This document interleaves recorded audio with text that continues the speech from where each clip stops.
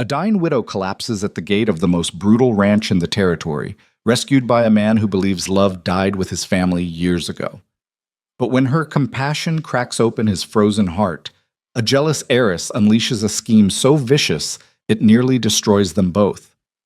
Will trust survive when silence cuts deeper than betrayal?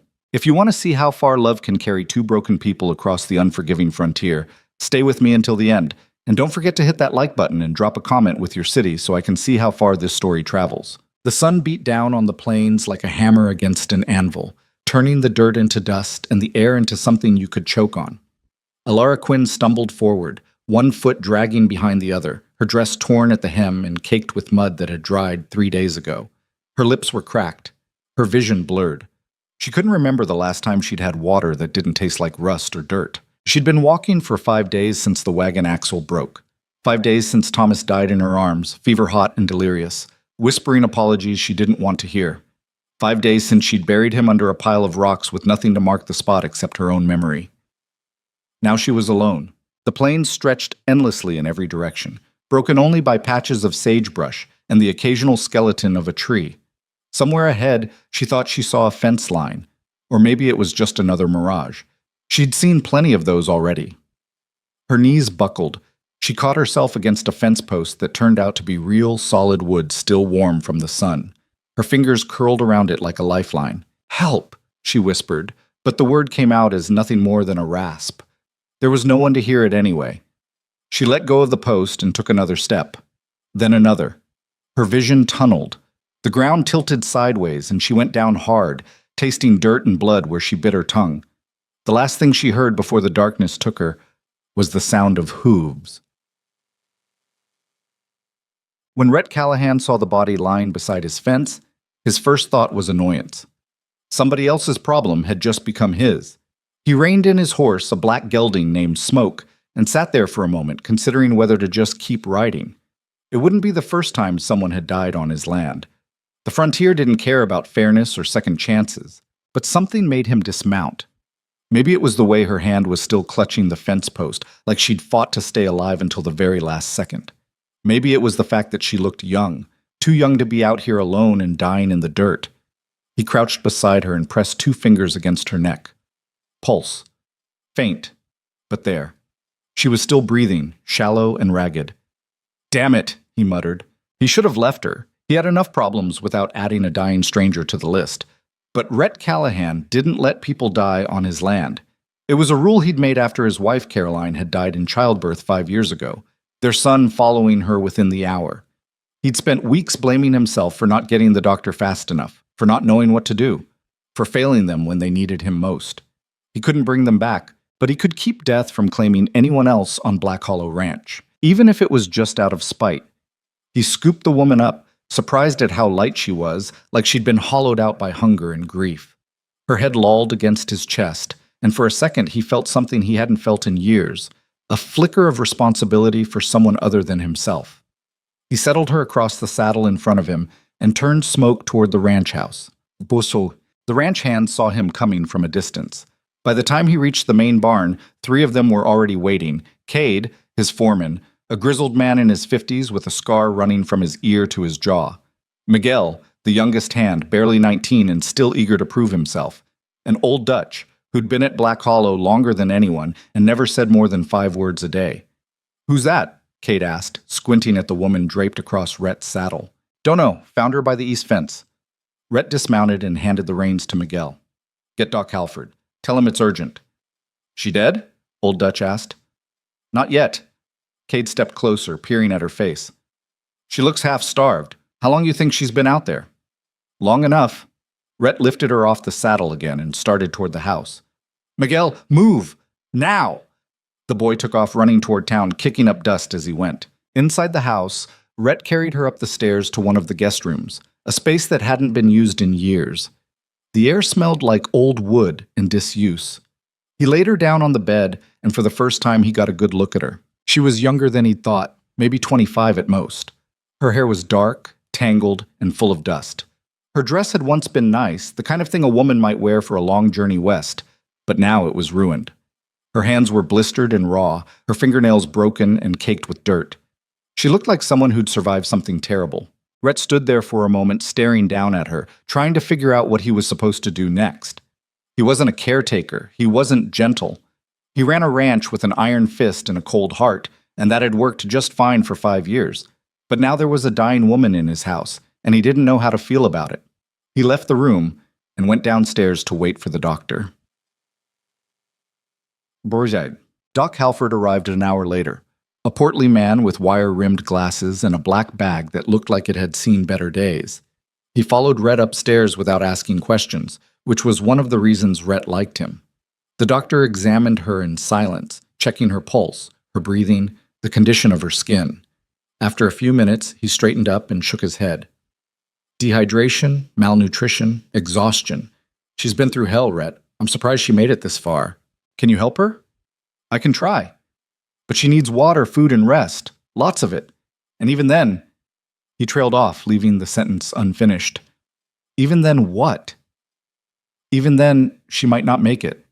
Her body's been pushed too far. Sometimes people just give up. Rhett's jaw tightened. She didn't give up. She walked to my fence. That's not the same as wanting to live. It's close enough. Doc Halford sighed and started pulling supplies out of his bag. I'll do what I can, but you're going to need someone to watch her. She can't be left alone. I'll handle it. The doctor raised an eyebrow.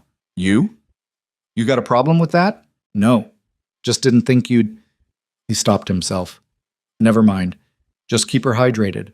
Small sips of water every hour. If she wakes up, try to get her to eat something light. Broth, bread, nothing heavy, and keep her warm. She's going to be weak for a while. Rhett nodded. Anything else? Yeah, don't let her die. I'm tired of writing death certificates. The doctor packed up his bag and left, and Rhett was alone with the stranger again. He pulled a chair over to the side of the bed and sat down, staring at her pale face. She looked peaceful, almost serene, like she was just sleeping, but he knew better. She was fighting for her life, even if she didn't know it yet. He reached for the pitcher of water on the nightstand and poured a small amount into a cup. Then he carefully lifted her head and pressed the cup to her lips. Come on, he muttered. Don't make me regret this. She didn't respond, but a small trickle of water made it past her lips. He counted it as a victory. Basik. For the next 3 days, Rhett barely left her side. He brought her water every hour, just like the doctor said. He wiped the dirt and dust from her face with a damp cloth. He kept the fire in the room burning so she wouldn't get cold. He didn't know why he was doing it. He told himself it was just because he refused to let anyone die on his land. But deep down, he knew it was something more. Maybe it was because she reminded him of Caroline, the way she fought even when the odds were stacked against her. Or maybe it was because saving her felt like a second chance, a way to make up for the people he hadn't been able to save. On the 4th day, she opened her eyes. It happened early in the morning, just as the sun was starting to rise. Rhett was sitting in the chair beside her bed, half asleep, when he heard her take a sharp breath. He sat up quickly, his hand instinctively reaching for the cup of water on the nightstand. Her eyes were green, he noticed. A pale, almost translucent green, like sea glass. They were wide and unfocused, darting around the room like she didn't know where she was. Easy, Rhett said, his voice rough from lack of sleep. You're safe. She turned her head toward him, her expression confused. Where? Black Hollow Ranch. You collapsed by my fence. I brought you here. She blinked slowly, like she was trying to process his words. Then she looked down at herself. At the clean nightgown someone, probably Maria, the housekeeper, had changed her into. My husband, she whispered. Where's Thomas? Rhett's chest tightened. He didn't want to answer that question, but he'd never been good at lying. I don't know, he said carefully. You were alone when I found you. Her face crumpled, and for a moment he thought she was going to cry. But instead she just closed her eyes and turned her head away. He's dead, she said, her voice flat. I buried him 5 days ago, maybe 6. I lost count. Rhett didn't know what to say to that, so he said nothing. He just held out the cup of water. Drink, he said. You need it. She hesitated, then took the cup from him with trembling hands. She drank slowly, carefully, like she was afraid of spilling it. When she finished, she handed it back to him. Thank you, she said quietly. Don't thank me yet. You're not out of the woods. Why did you help me? Because you were dying on my land, and I don't let that happen. She studied him for a long moment, her green eyes sharp despite her exhaustion. You don't seem like the charitable type. I'm not. Then why? Does it matter? She didn't answer. Instead, she looked around the room again, taking in the heavy wooden furniture, the faded curtains, the cold fireplace. This is your house? She asked. Yeah. It's... She paused, searching for the right word. Empty. Rhett bristled. It's a ranch, not a parlor. I didn't mean it as an insult. It's just quiet. Like no one lives here. She wasn't wrong. Black Hollow Ranch had been quiet for 5 years, ever since Caroline and the baby died. Rhett had made sure of it. He didn't want laughter or music or any of the things that reminded him of what he'd lost, but he didn't say any of that. Instead, he stood up and walked toward the door. Get some rest, he said. Doc will be back tomorrow to check on you. Wait. He stopped, his hand on the doorknob. What's your name? She asked. Rhett Callahan. I'm Alara Quinn.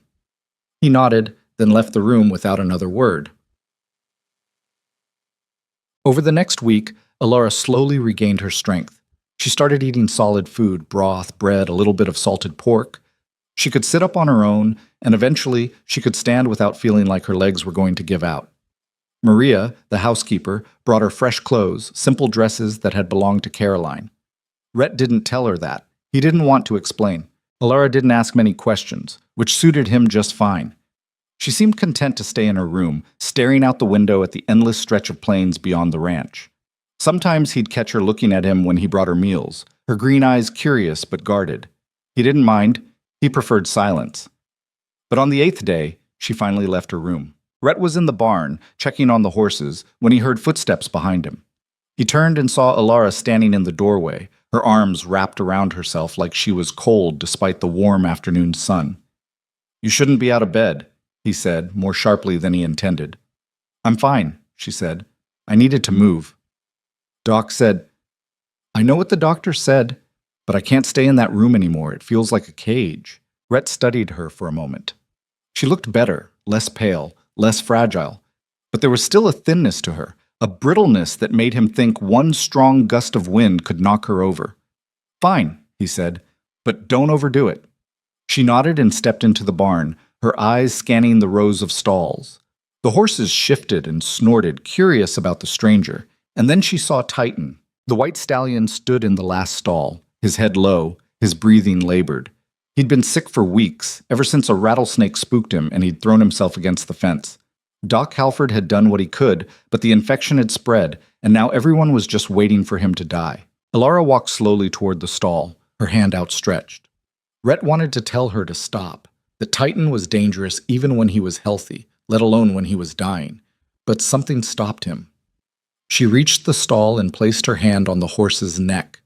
Titan lifted his head slightly, his dark eyes meeting hers. He's beautiful, she said softly. He's dying. I can see that. She stroked his neck gently, her touch light and careful. What's his name? Titan. He belonged to my wife.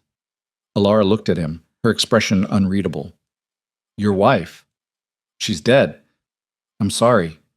Don't be. It was a long time ago. She turned back to the horse, her hand still resting on his neck. How long has he been like this? 3 weeks? Maybe 4? And the doctor can't help him? He tried. Didn't work. Alara was quiet for a moment, her fingers tracing the line of Titan's mane. Then she said, I might be able to help. Rhett frowned.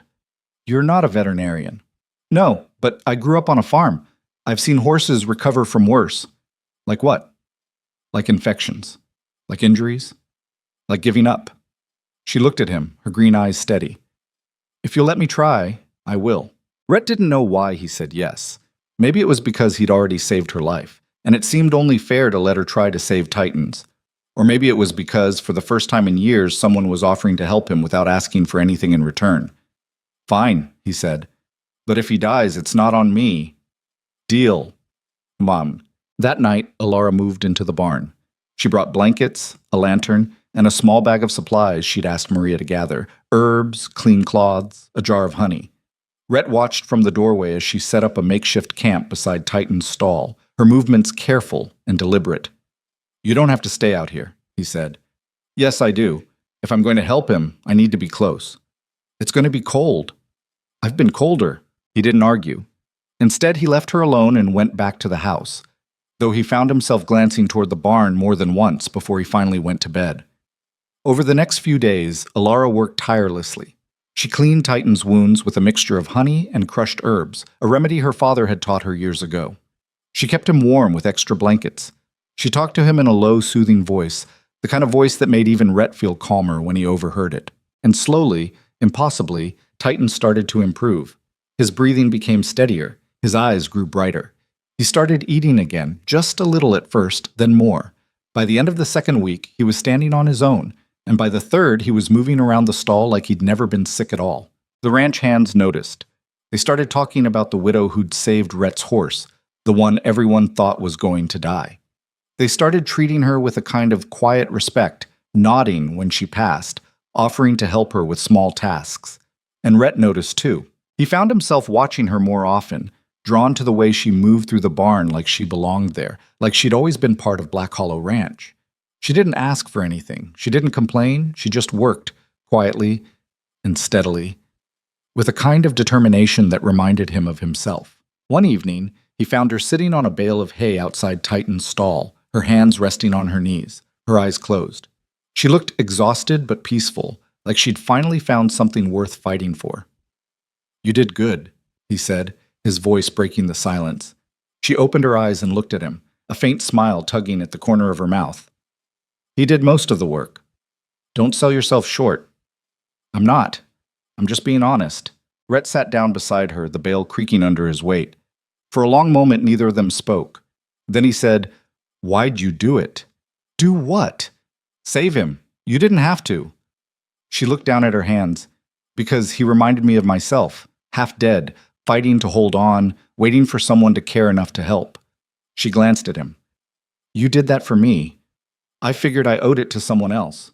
Rhett didn't know what to say to that, so he just sat there, shoulder to shoulder with her, staring at the darkening sky beyond the barn doors. For the first time in 5 years, Black Hollow Ranch didn't feel quite so empty. But not everyone was happy about Alara's presence.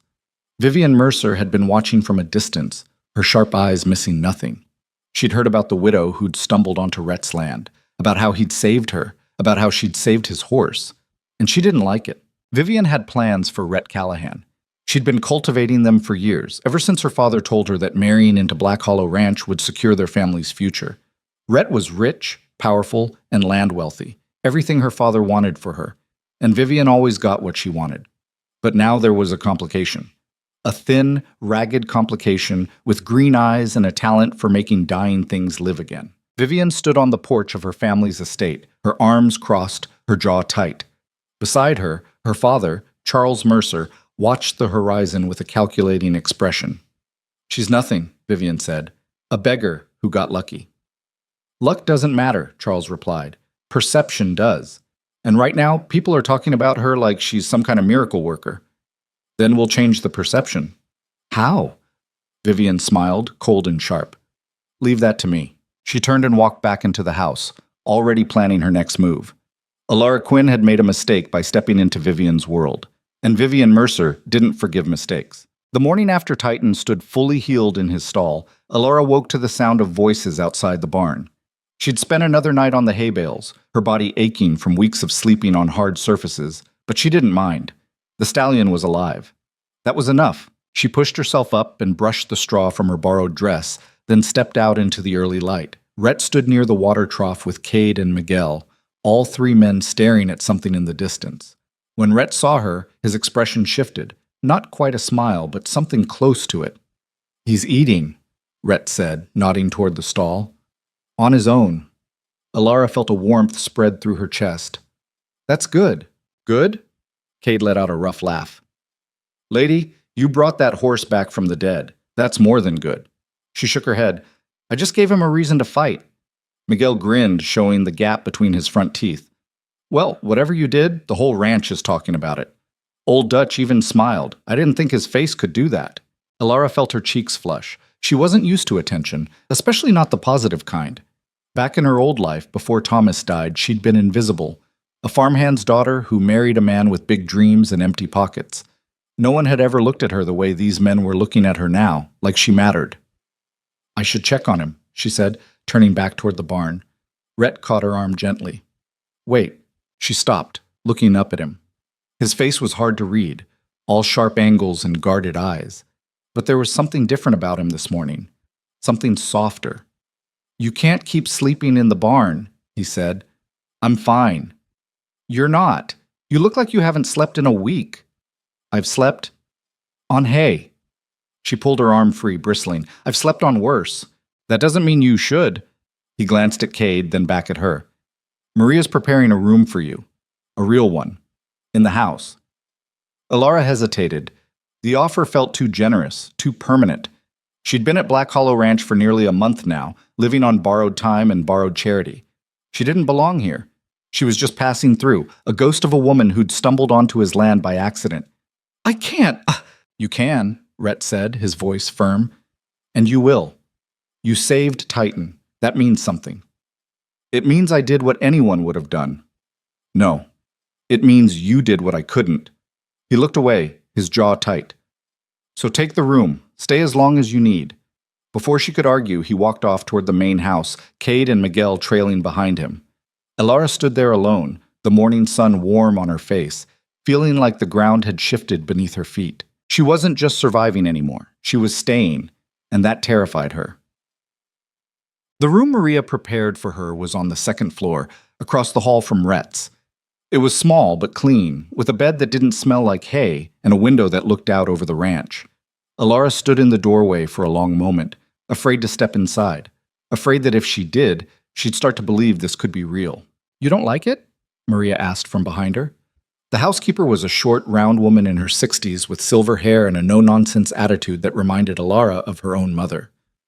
"No, it's perfect," Elara said quietly. "I just don't know why he's doing this." Maria smiled, the lines around her eyes deepening. "Because you remind him he's still human. He's been half dead himself for 5 years. Maybe you're not the only one who needed saving." Elara looked at her, startled. "What happened to him?" Maria's expression grew sad. His wife, Caroline, died giving birth to their son. The baby didn't make it either. Rhett blamed himself. He's been punishing himself ever since, turning this ranch into a prison instead of a home. That's why the house feels so empty. Yes. He got rid of everything that reminded him of her. The paintings, the piano, even the flowers she used to plant in the garden. He wanted to forget. Maria shook her head. "But you can't forget something like that. You can only learn to live with it." Elara thought of Thomas, of the way his hand had gone cold in hers, of the grave she'd marked with stones, because she didn't have anything else. She understood that kind of grief. It didn't go away. It just became part of you. "Thank you," she said to Maria, "for telling me." The older woman patted her arm. "Just be patient with him. He's stubborn as a mule, but he's got a good heart buried under all that stone." After Maria left, Elara stepped into the room and closed the door behind her. She sat on the edge of the bed, testing its softness, then lay back and stared at the ceiling. For the first time in months, she felt safe, and that scared her more than anything. Boik. Over the next few weeks, Elara settled into a rhythm at Black Hollow Ranch. She helped Maria with the cooking and cleaning, though the housekeeper insisted she didn't have to. She spent her afternoons in the barn with Titan, brushing his coat and talking to him in low tones. The stallion had become her anchor, the one thing that made her feel useful. But it was the evenings that surprised her. Rhett started joining her in the barn after dinner, leaning against the stall door while she worked. At first he didn't say much, just stood there watching, his arms crossed, his expression unreadable.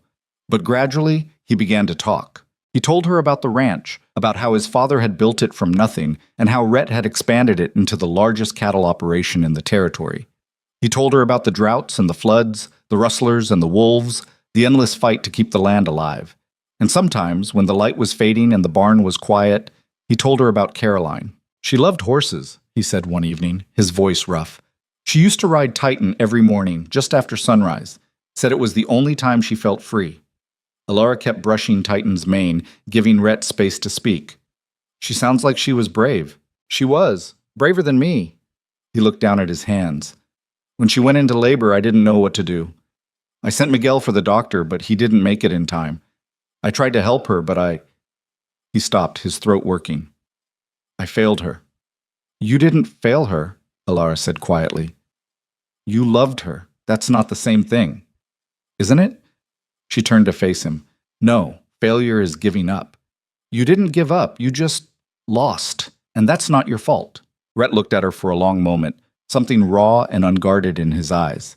Then he nodded once and left the barn without another word. Alara stood there in the dim light, her heart pounding, wondering if she'd said too much. But the next evening, he came back, and the evening after that. Slowly, the walls between them began to crack. Rhett started asking her questions about her life before Black Hollow, about Thomas, about how she'd ended up alone on the plains. She answered carefully, not wanting to share too much, but finding it harder and harder to hold back. He was a dreamer, she said one night, talking about Thomas while she fed Titan an apple. He wanted to start a farm out west, somewhere with good soil and water. He said we'd build a house with our own hands, raise a family, be happy. And you believed him? I wanted to, but I think I always knew it was just a dream. She smiled sadly. He wasn't built for the frontier. He was too soft, too kind.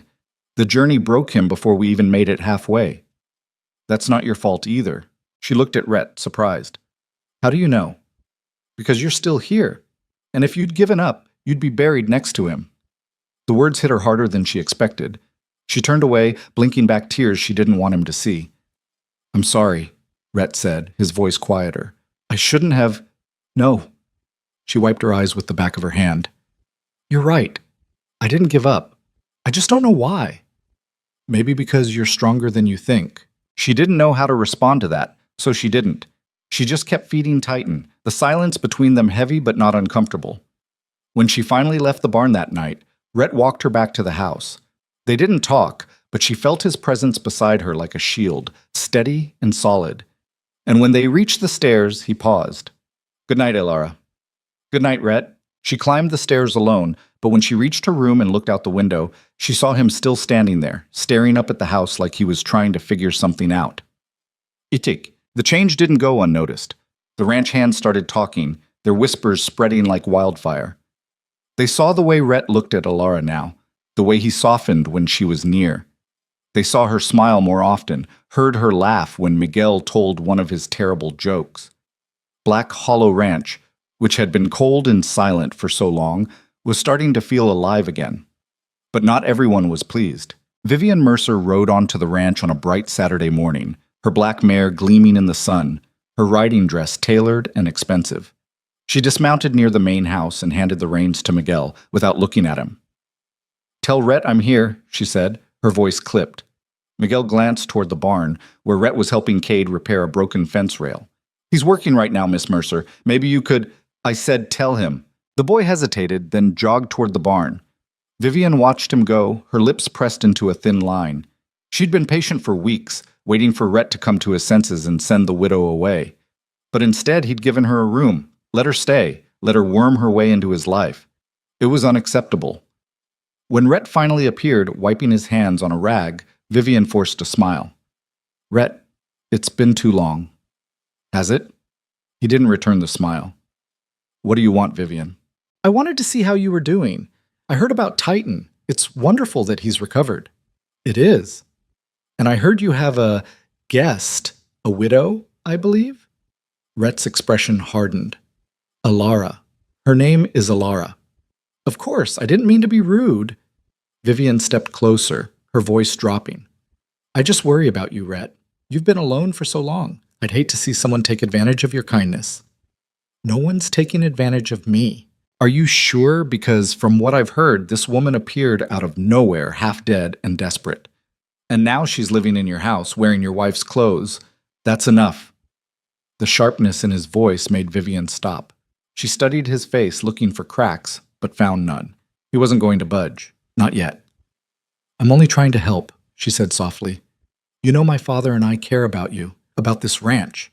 If you ever need anything, I'll let you know. It was a dismissal, and they both knew it. Vivian's smile didn't waver, but her eyes went cold. Of course. Take care, Rhett. She mounted her horse and rode off without looking back. But as she crossed the property line, she was already planning her next move. Look, inside the barn, Alara had heard the entire conversation. She'd been brushing Titan when Vivian arrived, and she'd stayed hidden in the stall, not wanting to intrude. But she'd heard every word, and now her chest felt tight. She stepped out as Rhett walked back into the barn, his expression dark. "You didn't have to defend me," she said quietly. He looked at her, startled. "You heard that?" It's hard not to when someone's talking loud enough to wake the dead. Rhett's jaw tightened. Vivian's always been difficult. Don't pay her any mind. She's right, though. I am wearing your wife's clothes, living in your house. You're here because I asked you to be. That's all that matters. But for how long? The words tumbled out before she could stop them. How long before people start talking? Before they decide I'm just some beggar trying to steal what's yours? Let them talk. I don't care what they think. But I do. She crossed her arms, suddenly cold despite the warm air. I don't want to be a burden, Rhett. I don't want to owe you. You don't owe me anything. Then why are you doing this? Why are you letting me stay? He stared at her for a long moment, and she saw something flicker in his eyes, something raw and honest and terrifying. Because you make this place feel less empty, he said finally. And I didn't realize how much I needed that until you showed up. Alara's breath caught. She didn't know what to say, didn't know how to respond to the vulnerability in his voice. So she just stood there, her heart pounding, feeling like the ground was shifting again. I'm not asking you to stay forever, Rhett continued, but I'm asking you to stay a little longer. Just don't leave yet. She nodded slowly, unable to find her voice. Okay, she whispered. I'll stay. Eat. The weeks that followed were the best and worst of Alara's life. Best because she felt herself healing, not just physically, but emotionally. She laughed with Maria over burnt bread. She raced Miguel on horseback and lost spectacularly. She sat with Old Dutch in comfortable silence, watching the sun set over the plains. And she spent every evening with Rhett, talking about everything and nothing, learning the shape of his grief and sharing the weight of her own. But it was also the worst because she was falling for him, and she didn't know how to stop. She told herself it was gratitude. He'd saved her life, after all. It made sense that she'd feel indebted, connected. But late at night, when she lay in bed staring at the ceiling, she knew it was more than that. She liked the way he looked at her, like she was something valuable instead of broken. She liked the way he listened when she talked, his full attention focused on her. She liked the way he smiled, rare and fleeting, but real. And she hated herself for it, because she'd loved Thomas. She'd buried him with her own hands, said goodbye with her own voice. How could she move on so quickly? How could she let herself feel something for another man when Thomas's grave was still fresh? One evening, she sat on the porch steps, her arms wrapped around her knees, trying to sort through the tangle of emotions in her chest. Maria found her there and sat down beside her. You look troubled, the older woman said. Alara smiled weakly. Just thinking. About Thomas? She nodded. And about everything else. Maria was quiet for a moment, then she said, Grief doesn't have a timeline, mija. You're allowed to feel more than one thing at once. But it feels wrong, like I'm betraying him. Are you? Maria asked gently. Or are you just trying to survive? Alara didn't have an answer for that. Thomas is gone, Maria continued, and that's tragic. But you're still here, and you're allowed to be happy again. You're allowed to love again, if that's what this is. I don't know what this is. Then don't worry about naming it. Just let it be. Maria stood and patted Alara's shoulder, then went back inside. Alara stayed on the porch, watching the stars come out one by one, trying to let herself feel without judgment. But while Alara struggled with her emotions, Vivian was making her move. She sat in her father's study, a glass of wine in her hand, her mind working through the problem like a puzzle. Rhett Callahan was slipping away from her, and she needed to act fast. She couldn't just remove Alara. That would be too obvious. She needed to destroy her reputation, make Rhett see her as a threat instead of a victim. And she knew exactly how to do it. Charles Mercer sat across from her, his fingers steepled under his chin. You're sure about this? I'm sure. It's risky. If it doesn't work, it will work. Rhett's soft when it comes to loyalty. He'll believe what he sees, especially if it's backed up by enough people. And what do you need from me? Vivian smiled. Just your support. and a little bit of theater. The plan was simple. Vivian would plant a piece of her family's jewelry, a ruby brooch that had belonged to her grandmother, in Alara's room. Then she'd report it stolen and make sure enough people saw her distress. By the time Rhett found out, the damage would be done. Alara would be branded a thief, and he'd have no choice but to send her away. Vivian waited until a Sunday afternoon when she knew Alara would be in the barn with Titan. She rode to Black Hollow Ranch under the pretense of visiting Rhett, then slipped into the house while Maria was in the kitchen. She climbed the stairs quickly, her heart pounding with excitement, and found Alara's room. It was plain and sparse, almost monastic. A single dress hung in the wardrobe. A pair of worn boots sat beside the door. There were no personal items, no trinkets, nothing that suggested permanence. Vivian felt a flicker of satisfaction. The woman really was a nobody. She pulled the brooch from her pocket and slipped it into the top drawer of the dresser, hiding it beneath a folded nightgown. Then she stepped back, admiring her work. Perfect. She left the room as quietly as she'd entered and made her way back downstairs. Maria was still in the kitchen, humming to herself, oblivious. Vivian walked out the front door, mounted her horse, and rode away, already planning the next phase. Bumak. 2 days later, Vivian returned to Black Hollow Ranch in tears. She dismounted near the barn, where Rhett was working, and rushed toward him, her face flushed with distress. "Rhett, thank heaven you're here. I need your help." He straightened, frowning. "What's wrong?" "It's my grandmother's brooch, the ruby one. It's gone." "Gone?" "Stolen.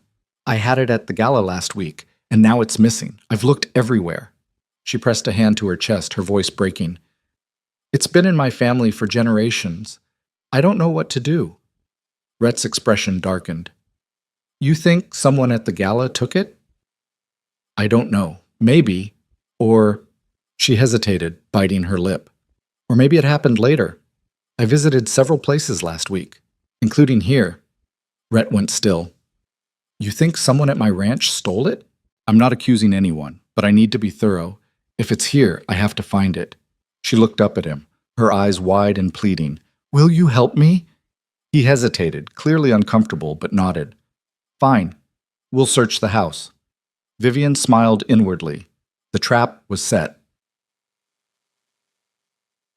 Ostan. They started in the main house, Maria joining them with a confused expression. Vivian made a show of checking the parlor, the kitchen, even Rhett's office, finding nothing. And then, as if struck by a sudden thought, she paused near the stairs. "What about the guest room?" she asked innocently. "The one where the widow is staying?" Rhett's jaw tightened. "Alara wouldn't—" "I'm not saying she did, but we should check, just to be sure." Maria looked uncomfortable. "Miss Mercer, I don't think—" "Please," Vivian said, her voice trembling. "I just need to know." Rhett looked torn, but finally he nodded. "Fine, but only because you asked." They climbed the stairs together, and Vivian felt a thrill of anticipation. This was it. This was the moment everything would change. Rhett knocked on Alara's door. When there was no answer, he opened it slowly, stepping inside. Vivian followed, Maria trailing behind with obvious reluctance. "Check the dresser," Vivian said, pointing. Rhett hesitated, then pulled open the top drawer, his hand stilled. Vivian held her breath, and then he pulled out the brooch. The ruby glinted in the afternoon light, unmistakable. Maria gasped. Vivian pressed a hand to her mouth, her eyes filling with tears.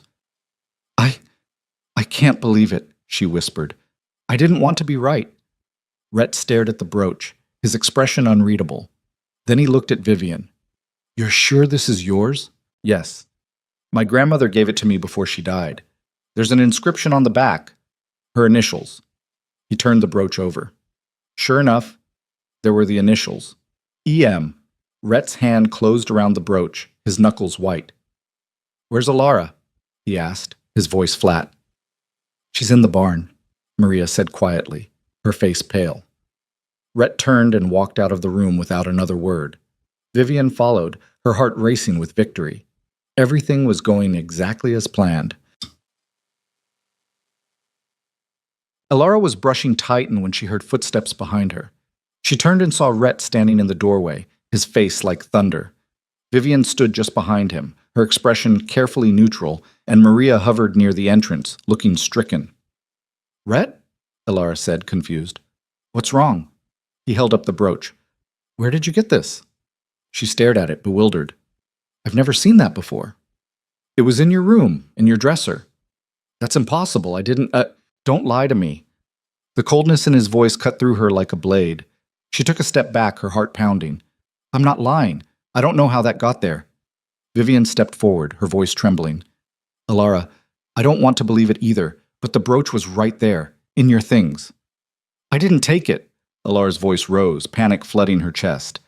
Rhett, you have to believe me. I would never. Then how did it get there? He demanded.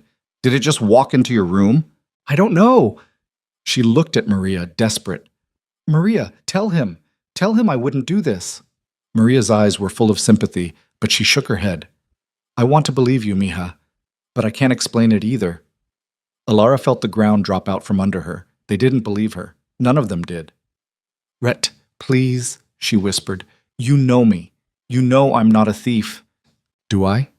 His voice was hard, guarded. I know you showed up half dead with nothing.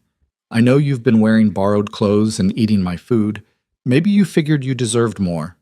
The words hit her like a punch. She felt tears sting her eyes, but she refused to let them fall. If that's what you think of me, she said quietly, then I'll leave. Alara, no. She brushed past him, her chest tight with pain and rage. You've made yourself clear. She walked out of the barn and straight to the house, ignoring Maria's calls behind her. She climbed the stairs to her room, grabbed the small bag of belongings she'd brought with her, and walked back down without looking at anyone. By the time she reached the front door, Rhett was standing there, blocking her path. Where are you going? He asked. Away from here. Away from you. Alara, wait. Wait for what? For you to accuse me of something else? For everyone to look at me like I'm a criminal? She shook her head, her voice breaking. I thought you were different. I thought you saw me, but you don't. You just see another burden. That's not true. Isn't it? She pushed past him, her vision blurring with tears. Goodbye, Rhett. She walked out into the fading light, her bag clutched in one hand, her heart shattered in her chest. Behind her, she heard Rhett call her name, but she didn't turn around. She'd made the mistake of believing she could belong somewhere. She wouldn't make it again. Alara made it half a mile before her legs gave out. She sank to her knees on the dusty road, her bag falling beside her, and finally let herself cry. The sobs tore through her chest like they'd been trapped there for months, maybe years. She cried for Thomas, for the life they'd tried to build and failed. She cried for the loneliness that had followed her across the plains like a shadow. And she cried for Rhett, for the hope she'd let herself feel, and the brutal way it had been ripped away. When the tears finally stopped, the sun was setting, painting the sky in shades of orange and red. She wiped her face with her sleeve and forced herself to stand. She couldn't stay here. She had nowhere to go, but she couldn't go back to Black Hollow Ranch. Not after the way Rhett had looked at her, like she was a stranger, like she was a thief. She picked up her bag and started walking again, though she had no idea where she was going. The town was miles away, and even if she made it there, what then? She had no money, no connections, nothing to offer anyone. She was right back where she'd started, alone and desperate, with nothing but the will to keep moving. The road stretched out ahead of her, empty and endless. She walked until the sun disappeared completely and the stars came out, cold and distant. Her feet ached. Her throat was dry. But she kept going because stopping felt like giving up, and she'd promised herself she'd never do that again. She didn't hear the rider until he was almost beside her. The horse's hooves kicked up dust, and she turned, her heart leaping into her throat. For a wild, stupid moment, she thought it might be Rhett, coming to apologize, to tell her he'd made a mistake. But it wasn't. It was Cade, the foreman, his weathered face grim in the moonlight. He pulled his horse to a stop and looked down at her. Where the hell do you think you're going? Away, she said flatly. It's none of your business. The hell it's not. You're walking into the middle of nowhere with no water, no supplies, and no sense. I'll manage. You'll die. He dismounted and stood in front of her, blocking her path. Look, I don't know what happened back there, but running off like this is a bad idea. I didn't run. I left. There's a difference. Not much of one. He crossed his arms. Come back to the ranch. We'll figure this out. There's nothing to figure out. Rhett thinks I'm a thief. He made that clear. Cade sighed, rubbing the back of his neck. Rhett's an idiot. We all know that.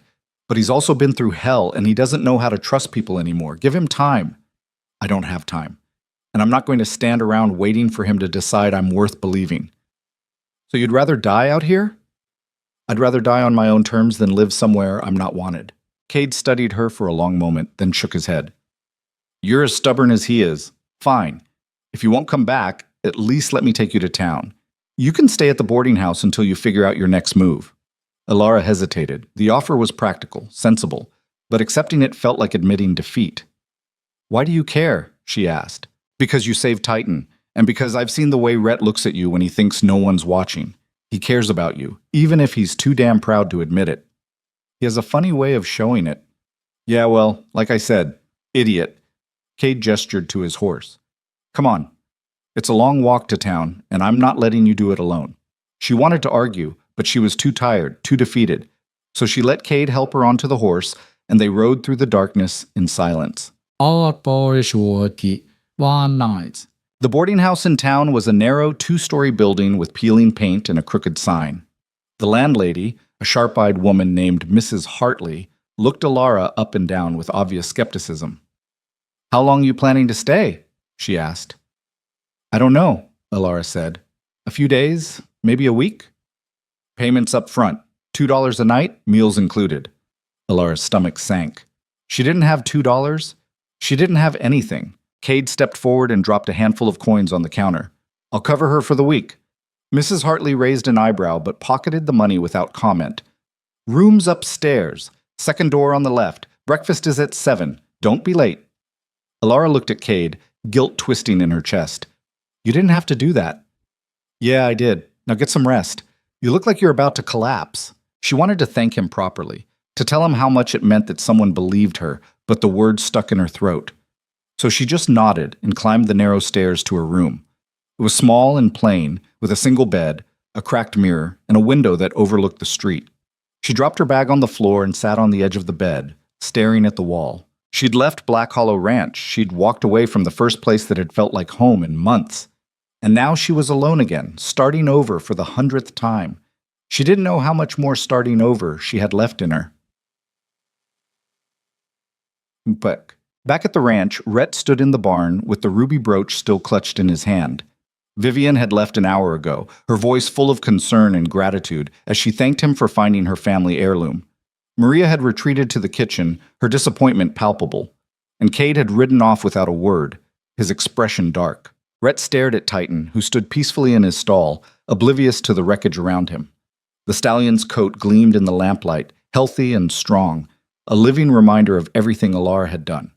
He couldn't reconcile the woman who'd saved Titan with the woman who'd supposedly stolen from Vivian. It didn't fit. Nothing about it fit. But the brooch had been in her room. He'd found it himself. What other explanation was there? He turned the brooch over in his hand, studying the inscription on the back.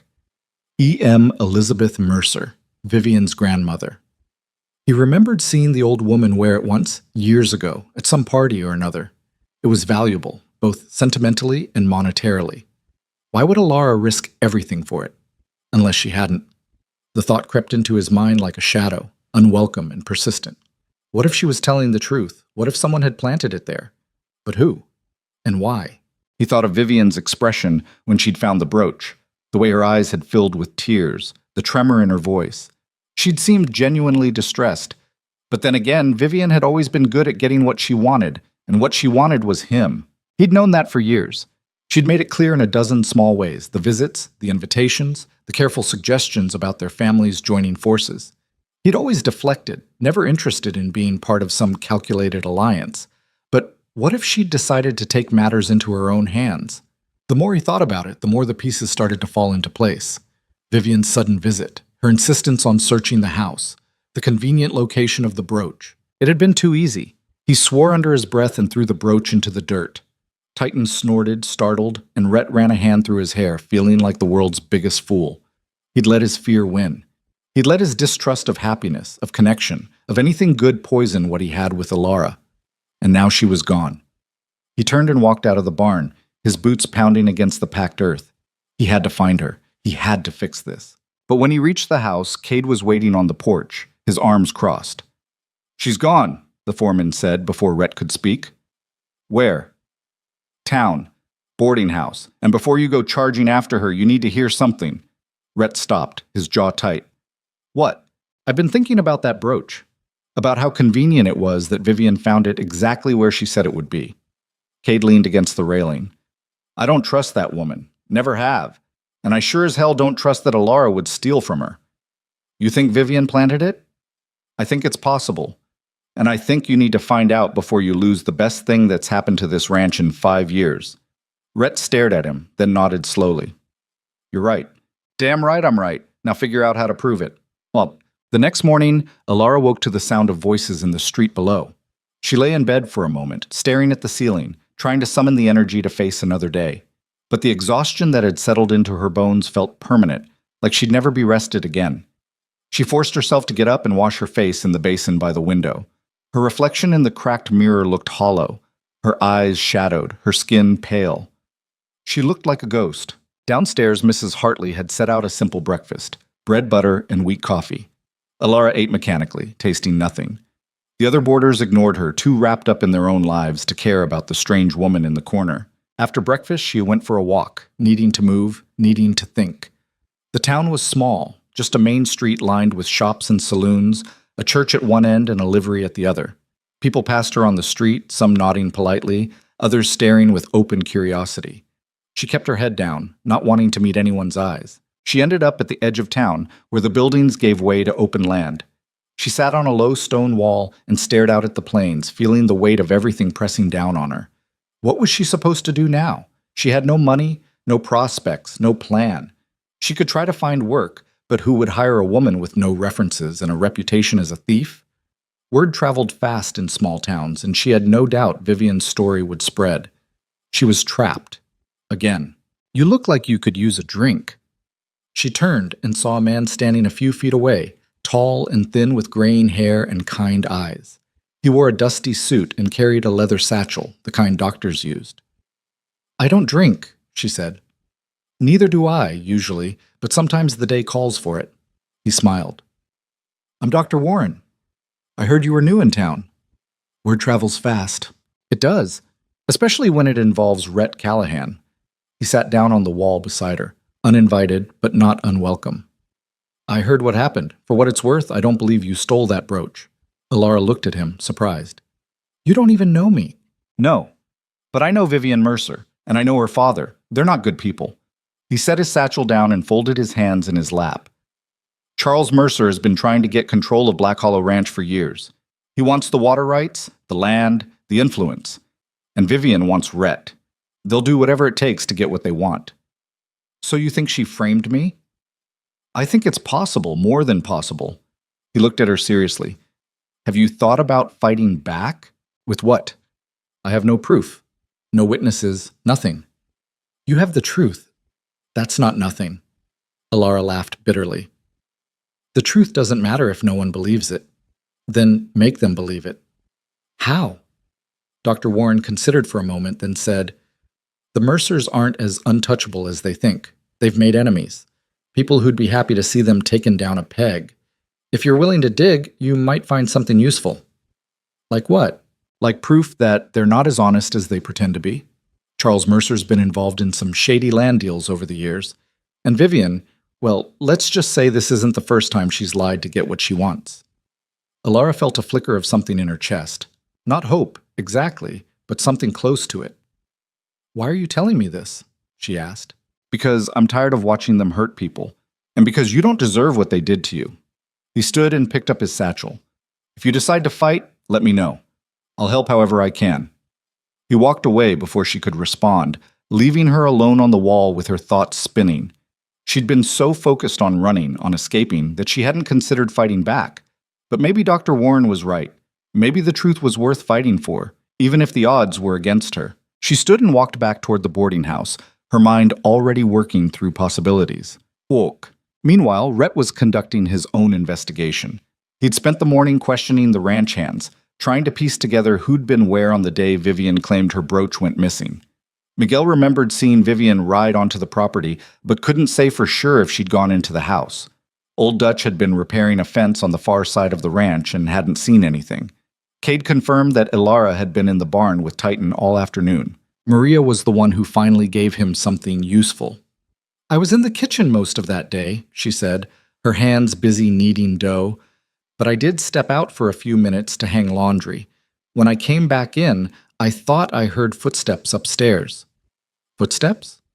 I assumed it was you or Ilara, but now that I think about it, the sound was too light. Delicate, like... She paused. Like a woman in heels. Rhett's jaw tightened. Vivian, I can't be sure, but it's possible. Why didn't you say anything before? Because I didn't think it mattered. I thought maybe I'd imagined it. She looked at him, her expression regretful. I'm sorry, Rhett. I should have spoken up. It's not your fault. It's mine. He turned to leave, then stopped. If anyone asks where I've gone, tell them I had business in town.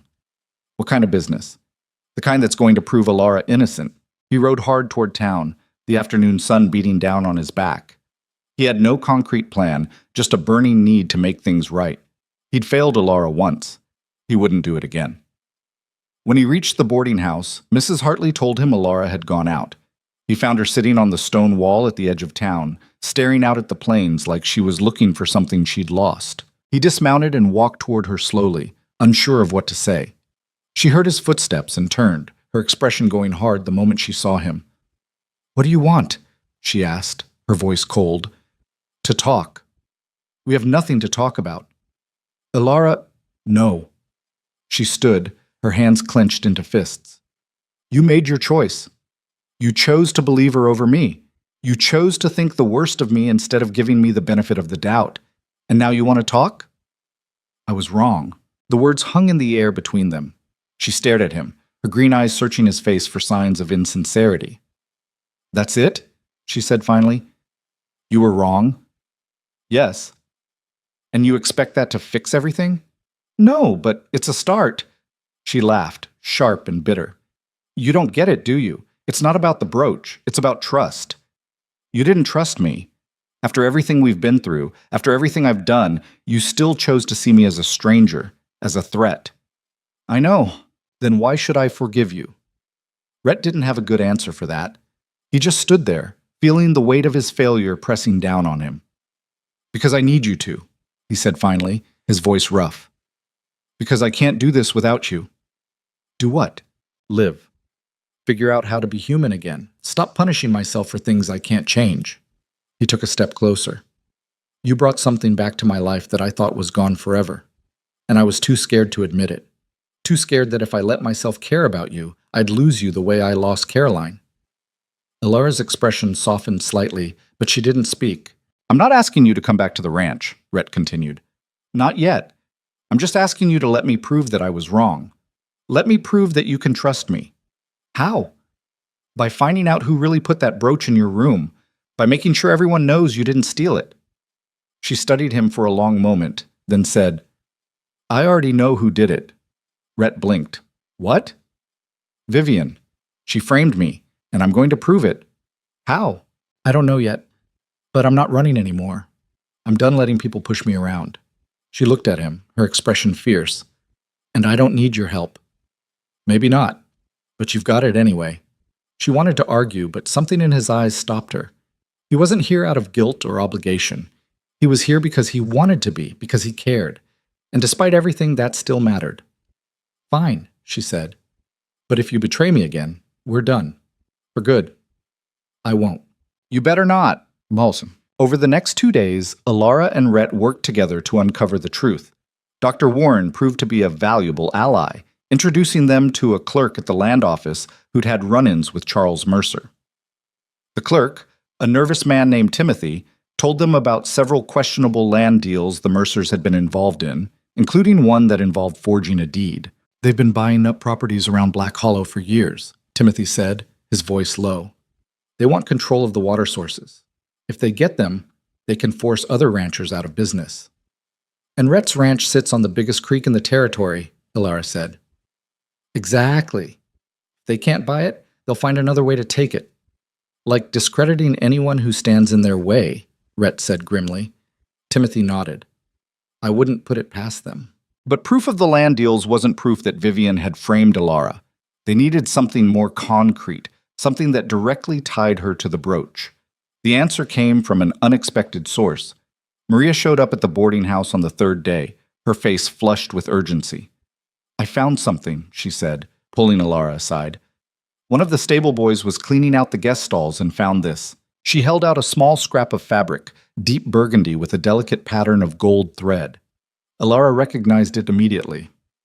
That's from Vivian's riding dress, the one she wore the day she came to the ranch. It was caught on a nail near Titan's stall, the same nail that's right outside the path to the main house. Maria's eyes were bright. She must have snagged it when she snuck inside. It wasn't much, but it was something. Combined with Maria's testimony about hearing footsteps and Timothy's information about the Mercers' schemes, it was enough to cast serious doubt on Vivian's story, but they still needed to confront her. Rhett and Alara rode to the Mercer estate the next morning, the scrap of fabric tucked safely in Rhett's pocket. The estate was grand, a sprawling mansion surrounded by manicured gardens and white fences. It looked like something out of a painting, perfect and untouchable. They were shown into the parlor, where Vivian sat with her father, both of them dressed impeccably. Vivian's smile faltered when she saw Alara. "Rhett," she said, standing, "I wasn't expecting you. And, Miss Quinn, I thought you'd left town." "I came back," Alara said evenly. Charles Mercer rose as well, his expression guarded. "What's this about, Callahan?" "It's about the brooch," Rhett said. "The one Vivian claimed Alara stole." Vivian's face paled slightly, but she recovered quickly. "What about it? I have it back now. There's no need to—" "There's every need." Rhett pulled the scrap of fabric from his pocket and held it up. "This was found near my barn, caught on a nail. It matches the dress you wore the day you came to search my house." Vivian stared at the fabric, her mouth opening and closing. "That doesn't prove anything. I was at your ranch. Of course my dress might have caught on something." "Near the path to the house," Alara said. "The path you would have taken if you went inside without anyone knowing." "That's absurd." "Is it?" Rhett's voice was hard. "Because we also have testimony from my housekeeper that she heard footsteps upstairs that day. Light footsteps, like someone in heels." Charles Mercer stepped forward, his face darkening. "You're accusing my daughter of lying?" "I'm accusing her of planting that brooch in Alara's room to frame her, and I think you know why." "This is outrageous. You want my land," Rhett continued. "You've been trying to buy up the water rights in this territory for years. And when you couldn't buy Black Hollow Ranch, you decided to take it another way, by marrying your daughter into it." Vivian's composure finally cracked. "That's not, isn't it?" Alara said quietly. "You saw me as a threat, someone who might interfere with your plans, so you tried to get rid of me." "You have no proof," Vivian said, her voice shaking. "We have enough." Rhett looked at Charles. "And if you don't want me to take this to the sheriff and everyone else in town, you'll leave Alara alone. You'll stop spreading lies about her, and you'll stay away from my ranch." Charles's jaw worked, fury and calculation warring in his eyes. Finally he said, "Fine, we'll drop the matter." "And you'll tell everyone the brooch was never stolen," Rhett added, "that it was all a misunderstanding." Vivian looked at her father, who nodded curtly. "We'll make a public statement," she said, her voice tight. "Good." Rhett turned to leave, then paused. "And Vivian, if you ever come near Alara again, you'll regret it." They walked out of the parlor and into the bright afternoon sun, leaving the Mercers behind. Alara felt like she could finally breathe again. "Thank you," she said as they mounted their horses. "Don't thank me. You did most of the work. We did it together." Rhett looked at her, something warm and unguarded in his eyes. "Yeah, we did." They rode back toward town in silence, but it was a different kind of silence than before. Not heavy with distrust, but light with possibility. When they reached the boarding house, Rhett dismounted and helped Alara down. She stood close to him, close enough to see the flecks of gold in his eyes, the scar on his jaw she'd never noticed before. "So what now?" she asked. "Now I ask you something I should have asked weeks ago." "What's that?" "Will you come back to Black Hollow Ranch? Not as a guest, not as someone passing through, but as someone who belongs there." Alara's heart twisted. She wanted to say yes, wanted to believe that she could have a home again, but the fear was still there, lurking beneath the surface. "I don't know if I can trust you yet," she said honestly. "Not completely." "I know, and I'll spend as long as it takes proving you can." She looked into his eyes, and saw the truth there, raw and honest. He meant it. "Okay," she said finally. "I'll come back." The relief that washed over his face was almost enough to make her believe in second chances. Almost. The ride back to Black Hollow Ranch felt longer than Alara remembered. She sat behind Red on his horse, her arms wrapped loosely around his waist, feeling the solid warmth of him and the steady rhythm of the horse's gait beneath them. The sun hung low in the sky, casting everything in shades of amber and gold, and for the first time in what felt like forever, she didn't feel like she was running from something. She was choosing to go somewhere. That made all the difference. When they crested the hill and the ranch came into view, spread out below them like something out of a dream, Alara felt her chest tighten. The barn, the main house, the corrals, it all looked the same, but it felt different now, weighted with everything that had happened, everything that had been said and left unsaid. Rhett slowed the horse as they approached the main yard. Miguel was the first to spot them, and he dropped the bucket he'd been carrying and ran toward the house, shouting, "They're back! Maria, they're back!" By the time they dismounted, Maria was standing on the porch, her hands pressed to her mouth, her eyes shining with tears. Cade emerged from the barn, wiping his hands on a rag, his expression carefully neutral, but his eyes warm. Even old Dutch appeared, leaning against the fence with something that might have been a smile. Maria hurried down the steps and pulled Alara into a fierce hug. "I knew you'd come back," she said, her voice thick. "I knew it." Alara hugged her back, surprised by the force of her own emotion. "I wasn't sure I would." "But you did. That's what matters." Maria pulled back and cupped Alara's face in her hands. "Welcome home, mija." The word hit Alara harder than she expected. Home.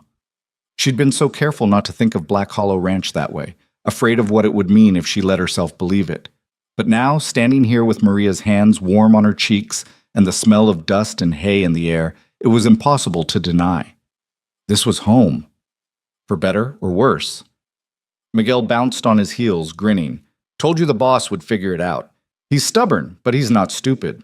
"Debatable," Cade muttered, but there was no heat in it. He walked over to Rhett and clapped him on the shoulder. "You did good." "I almost didn't," Rhett said quietly. "But you did. That's what counts."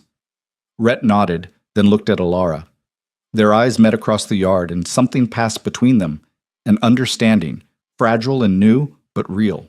Maria broke the moment by ushering everyone toward the house. "Come on, all of you. I made stew, and it's getting cold, and you—" She pointed at Alara. "You look like you haven't eaten a proper meal in days." Alara opened her mouth to protest, but Maria was already heading inside, and there was no arguing with her when she had that look on her face. So Alara followed, and Rhett followed her, and somehow they all ended up crowded around the kitchen table, passing bowls and bread and talking over each other like a family. It felt strange. Good, but strange. Alara wasn't used to this kind of warmth, this kind of casual belonging. She ate quietly, listening to Miguel tell an exaggerated story about a rattlesnake he'd killed that morning and Cade's dry corrections. Maria kept refilling her bowl, ignoring her protests, and Rhett sat across from her, not saying much, just watching her with an expression she couldn't quite read. When the meal was over and the dishes were cleared, the ranch hands drifted back to their work, leaving Alara and Rhett alone on the porch. The sun had set completely now, and the stars were out bright and cold against the black sky. "I need to tell you something," Rhett said after a long silence. Alara looked at him, wary. "What? When I found that brooch in your room, I didn't just think you'd stolen it. I thought you'd proven me right." He stared out at the dark plains, his jaw tight. "I've spent 5 years believing that letting anyone close was a mistake, that caring about someone meant losing them. And when Vivian showed me that brooch, it felt like proof that I'd been right all along, that you were just another person who'd leave or betray me. But I didn't steal it. I know that now. But in that moment, I wanted to believe it, because believing it was easier than trusting you, easier than admitting I was falling for you and didn't know how to handle it." Alara's breath caught. "Falling for me?" He turned to look at her, his eyes steady. "Yeah, I didn't want to. I fought it. But it happened anyway." She didn't know what to say. Part of her wanted to be angry at him for only admitting this now, after everything, but another part of her understood. She'd been fighting the same thing. "I don't know if I'm ready for this," she said honestly. I don't know if I can trust you not to doubt me again the next time something goes wrong. I don't know if I can promise you that. I'm going to mess up. I'm going to say the wrong thing or make the wrong choice. But I can promise you that I'll try. And I can promise you that I won't give up on you. Alara wanted to believe him. But belief required a leap she wasn't sure she could make yet. I need time, she said. Then take it. I'm not going anywhere.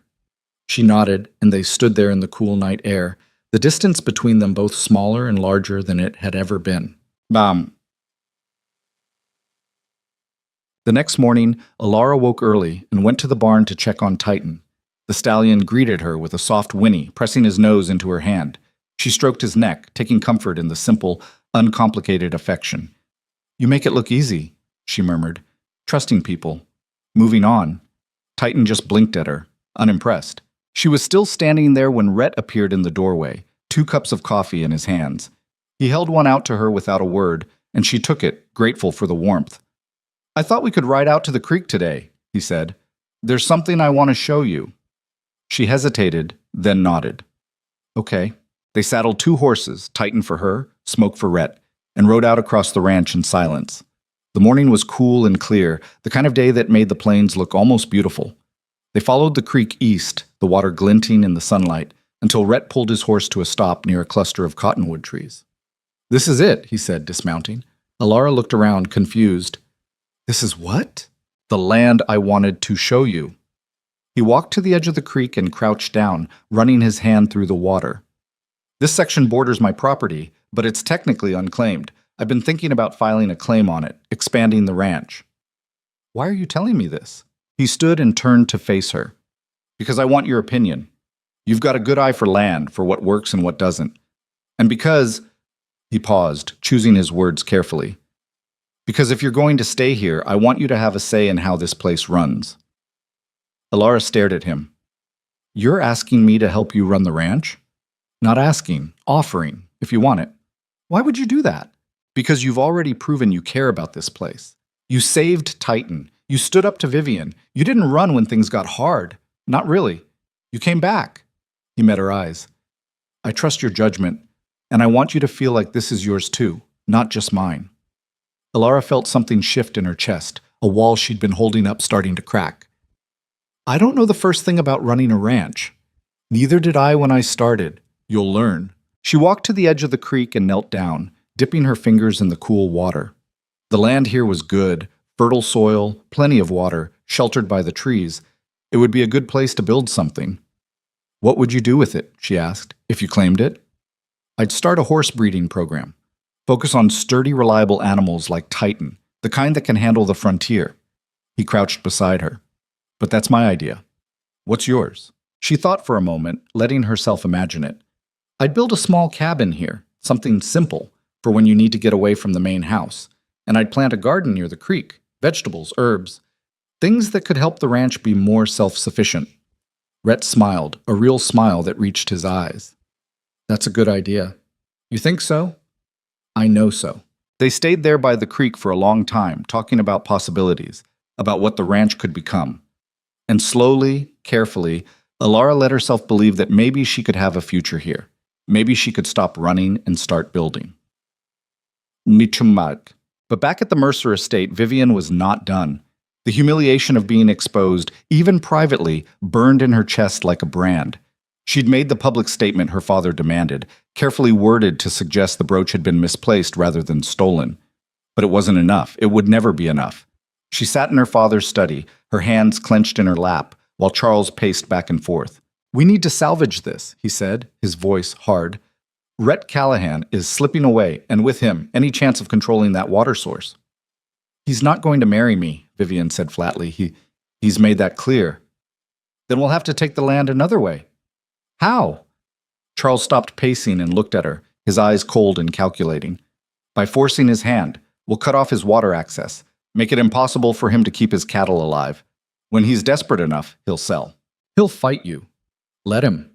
We have resources he doesn't. Lawyers, connections, money. He's just one man with a failing ranch and a widow who doesn't belong there. Vivian felt a flicker of doubt. This could backfire. If people find out, they won't. We'll be careful. And by the time anyone realizes what we've done, it'll be too late. He leaned forward, his voice low. Do you want that land or not? Vivian thought of Rhett, of the way he'd looked at Alara like she was something precious, the way he'd defended her without hesitation. It should have been Vivian. It was supposed to be her. I want it, she said. Then we do this my way. The shot. The first sign of trouble came a week later. Cade rode into the yard just after dawn, his face grim, and went straight to Rhett. We've got a problem, he said without preamble. What kind of problem? The creek. Someone's dammed it upstream, water's barely trickling through. Rhett's expression darkened. Show me. They rode out together, and Alara insisted on coming with them. When they reached the source of the creek, they found exactly what Cade had described. A crude dam made of rocks and logs, blocking most of the flow. Who would do this, Alara asked. Only one person I can think of, Rhett said, his voice like gravel. Charles Mercer. Can we tear it down? Not legally. This section of the creek runs through land he just bought. Cade pointed to a newly posted sign marking the property line. He has the right to do whatever he wants with the water on his land. Even if it cuts off everyone else downstream? Even then, unless we can prove he's doing it out of malice, there's nothing we can do. Rhett stared at the dam, his jaw working. This is about me. About what happened with Vivian. He's punishing me. He's punishing all of us, Cade said. Without water, the cattle won't last more than a few weeks, and if we can't water the cattle, we can't sell them. The ranch will go under. Alara felt anger rising in her chest. So we just let him win? No, Rhett said, his voice hard. We fight back. Over the next few days, they tried everything. Rhett hired a lawyer, but the man confirmed what Cade had said. Charles Mercer had the legal right to dam the creek on his property. They considered digging a new well, but the cost would bankrupt them before it was finished. They even approached other ranchers, hoping to form a coalition, but most were too afraid of the Mercers to get involved. Alara watched Rhett grow more and more tense, the weight of the situation pressing down on him. He stopped sleeping, spent his nights pacing the porch or staring at maps of the property. She wanted to help, but she didn't know how. Until she remembered something Dr. Warren had said. She found him in town, in his small office above the general store. He looked up from a stack of papers when she walked in, surprised but not unwelcoming. Miss Quinn, what can I do for you? You said the Mercers had made enemies, people who'd be happy to see them taken down. I did. Can you introduce me to them? Dr. Warren studied her for a long moment, then nodded. I can, but what are you planning? I'm planning to stop them, whatever it takes. Good. The introductions came quickly. Dr. Warren took her to meet a rancher named Samuel Brooks, whose land the Mercers had stolen through a forged deed. Then a widow named Clara Jensen, whose late husband had been ruined by one of Charles's schemes. Then a shopkeeper, a banker, even a former employee of the Mercer estate who'd been fired for refusing to lie in court. Each of them had a story. Each of them had been hurt by the Mercers, and each of them was willing to talk. Alara spent 3 days gathering testimony, writing everything down in a ledger she borrowed from Maria. She documented the forged deeds, the intimidation tactics, the bribes paid to local officials. She built a case, piece by piece, until she had something solid. When she brought it to Rhett, he stared at the ledger like it was a miracle. How did you do this? He asked. I listened, and I wrote it down. She sat across from him, her hands folded on the table. It's not enough to stop the dam, but it's enough to destroy their reputation, enough to make people think twice before doing business with them. And if we go public with this, they'll retaliate. Let them. We have the truth, and this time we have proof. Rhett looked at her, something fierce and proud in his eyes. You didn't have to do this. Yes, I did. This is my home too now. I'm not going to stand by and let them take it. He reached across the table and took her hand, his grip warm and steady. Thank you. She squeezed back. You're welcome. They took the ledger to the town newspaper, a small operation run by a man named Henry Fletcher. He read through the testimony carefully, his expression growing darker with each page. This is explosive, he said finally. If I print this, the Mercers will come after me. If you don't print it, they'll keep hurting people, Alara said. How many more families have to suffer before someone stands up to them? Henry looked at her, then at Rhett, then back at the ledger. You're sure about this? All of it? Every word, Rhett said. Henry nodded slowly. Then I'll print it. Front page. Tomorrow's edition. They left the newspaper office with a mix of relief and dread. The die was cast. There was no taking it back now. That night, Alara couldn't sleep. She sat on the porch, wrapped in a blanket, staring out at the dark plains. Rhett found her there and sat down beside her without a word. "You think we did the right thing?" she asked. "I think we did the only thing. What if it's not enough?" "Then we'll figure out what's next, together." She looked at him, at the exhaustion in his face, the determination in his eyes. "You don't have to keep saying that, together. I'm not going anywhere." "I know, but I like saying it. Reminds me it's real." She smiled despite herself. "You're different than you were when I first got here. Softer." "Is that a good thing?" "I think so. You were so closed off before, like you'd built a wall around yourself and didn't want to let anyone in." "I didn't, but you climbed over it anyway. I'm stubborn like that." "Yeah, you are." He looked at her, his expression serious. "Alara, I need to tell you something." Her heart skipped. "What?"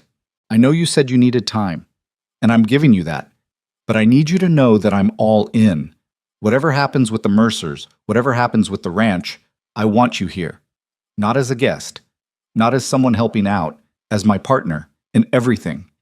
Alara felt her throat tighten. "Rhett, you don't have to answer now. I just needed to say it, so you know where I stand." She didn't know what to say, so she leaned her head against his shoulder, and he wrapped an arm around her, and they sat there in the darkness, two broken people learning how to be whole again. The newspaper came out the next morning, and the reaction was immediate. People crowded outside Henry Fletcher's office, grabbing copies and reading in stunned silence. The front page headline was stark and unambiguous. "Mercer family exposed. Years of fraud, intimidation, and corruption revealed." By noon, the entire territory was talking. By evening, Charles Mercer was scrambling to contain the damage, but it was too late. The testimony was too detailed, too damning. Business partners pulled out of deals. Creditors called in loans. The carefully constructed empire the Mercers had built started to crumble. Vivian showed up at Black Hollow Ranch just after sunset, her face twisted with rage. She stormed past Miguel, who tried to stop her, and found Rhett and Alara standing near the barn. "You did this," she spat, pointing at Alara. "You destroyed us." "No," Alara said calmly. "You destroyed yourselves. I just told people the truth. You had no right. I had every right. You tried to ruin my life. You tried to steal this ranch, and you hurt innocent people in the process." Alara stepped forward, her voice hard. "You don't get to play the victim now." Vivian's eyes filled with tears, but whether they were from anger or genuine hurt, Alara couldn't tell. "My father is ruined. Our family is ruined. And for what? For him?" She gestured at Rhett. "He was never going to choose you. You're nothing. A beggar who got lucky." "Maybe," Alara said, "but I'm still standing, and you're not." Vivian opened her mouth to respond, but Rhett stepped between them. "Get off my land, Vivian, and don't come back." "This isn't over." "Oh, yes, it is. You lost. Accept it and move on." For a moment, Vivian looked like she might argue, but then something in her broke, and she turned and walked away, her shoulders shaking. Alara watched her go, feeling a strange mix of pity and satisfaction. "You okay?" Rhett asked. "Yeah, I think I am." 2 days later, Charles Mercer dismantled the dam. He did it quietly, without announcement, but word spread quickly. The water returned to Black Hollow Ranch, and with it, hope. Cade was the one who brought the news, riding into the yard with a grin splitting his face. "It's down! The creek's flowing again!"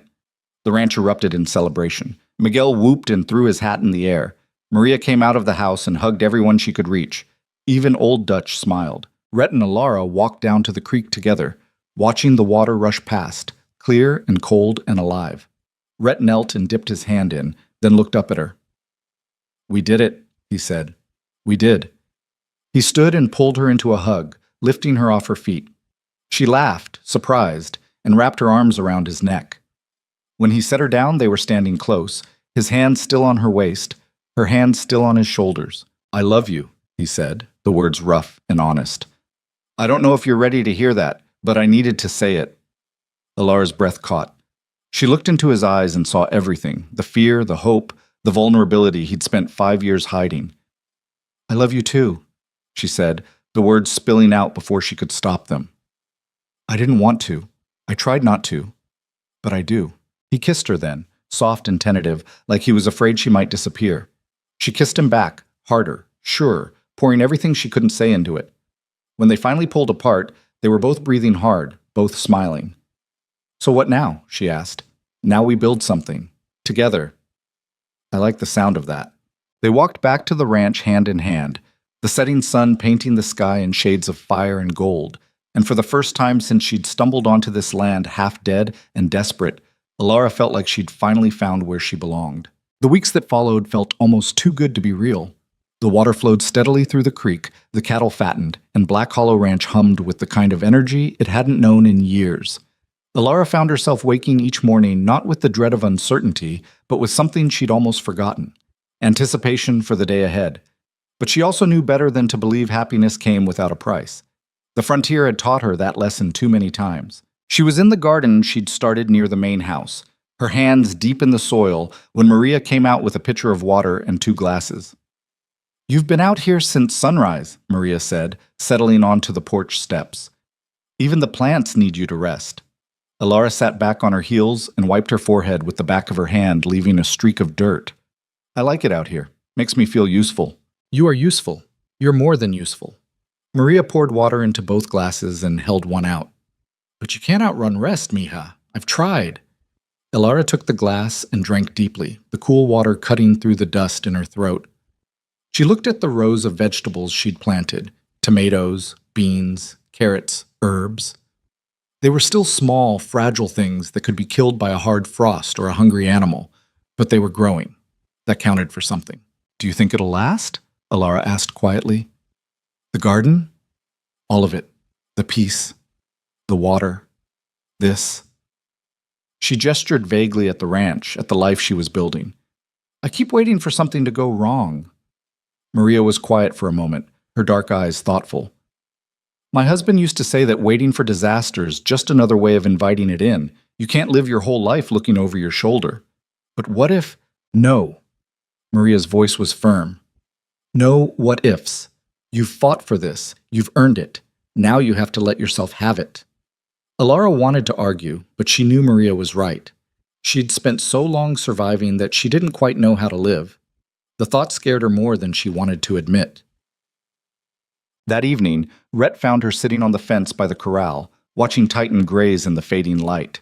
He climbed up beside her, close enough that their shoulders touched. "You're quiet tonight," he said. "Just thinking." "About?" "About how strange it feels. Being happy." She glanced at him. "Does that sound crazy?" "No. It sounds honest." He was quiet for a beat, then added, "I felt the same way after Caroline died. Like I didn't deserve to feel anything good ever again. Like happiness was a betrayal." "How did you get past it?" "I didn't. Not really. Not until you showed up and reminded me that being alive is supposed to mean something." Alara looked down at her hands, rough and calloused from work. "I'm scared I'll mess this up. That I'll do something or say something that'll make you see me the way you did that day with the brooch. That's not going to happen." "You can't know that." "Yes, I can, because I know you now, really know you. And I know that even when things get hard, even when we fight or disagree, you're not going anywhere, and neither am I." She wanted to believe him. She wanted to let go of the fear that had been her constant companion for so long. But trust, real trust, wasn't built in a day. It was built in moments like this, small and quiet and unremarkable, until one day you looked back and realized you'd built something solid. "I'm trying," she said finally. "That's all I'm asking." They sat there until the stars came out, neither of them needing to fill the silence with words. But while Alara was learning to trust happiness, the aftermath of the newspaper expose was still unfolding. Charles Mercer's business partners had abandoned him one by one, and the legal challenges were mounting. Whispers spread through town that the Mercer estate was being sold to pay debts, that the family was planning to leave the territory entirely.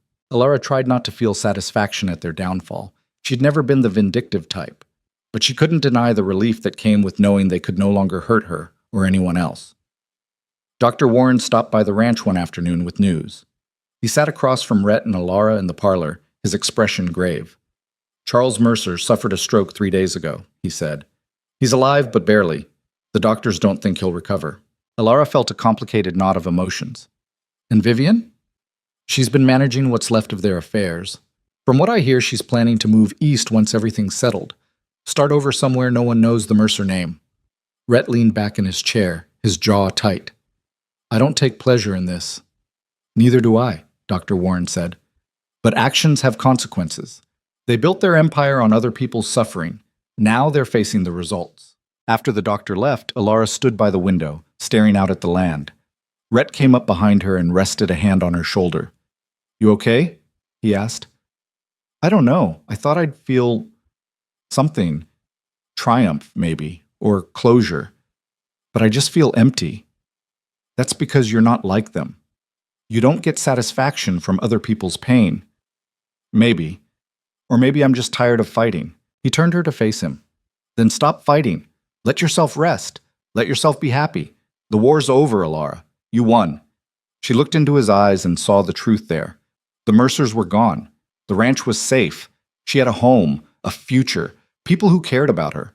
The war really was over. So why did she still feel like she was bracing for the next blow? Eat. The answer came a week later in the form of a letter. Miguel brought it to her while she was in the barn, brushing Titan. The envelope was creased and dirty, like it had traveled a long distance. Her name was written on the front in handwriting she didn't recognize. This came for you, Miguel said, handing it over. Postman said it's been bouncing around for weeks trying to find you. Alara took the letter, her heart already sinking. Nothing good ever came from letters that chased you across the frontier. She waited until she was alone to open it. Her hand shook as she unfolded the paper and read the words written there. It was from Thomas's brother, a man named Daniel Quinn, whom she'd never met. He wrote that he'd been trying to find her since he'd heard about Thomas's death, that he had questions about what happened, about why his brother had been buried in an unmarked grave in the middle of nowhere. He wrote that he wanted answers, that he deserved them, and that he was coming to the territory to find her. Alara sat down hard on a bale of hay, the letter trembling in her hands. She'd tried so hard to move past Thomas's death, to stop carrying the guilt of it. But now it was all rushing back. The way he'd died in her arms, the way she'd buried him alone, the way she'd walked away without looking back. She didn't hear Rhett approach until he was standing in front of her. What's wrong? He asked, his voice sharp with concern. She handed him the letter without a word. He read it quickly, his expression darkening. When's he coming? Rhett asked. He doesn't say, just that he's coming. Then we'll deal with it when he gets here. Rhett, you don't understand. He's going to blame me. He's going to ask why I didn't save Thomas, why I didn't do more, why I left him out there. Her voice broke. And I don't have good answers. You did everything you could. You buried him. You mourned him. You survived. But what if that's not enough? Rhett crouched in front of her and took her hands. Then we'll face it together. You're not alone in this anymore. She wanted to believe him, but the fear was already wrapping around her chest like a vice. Daniel Quinn arrived 2 weeks later, riding into town on a tired horse with a face that looked too much like Thomas's. Alara saw him from across the street and felt her stomach drop.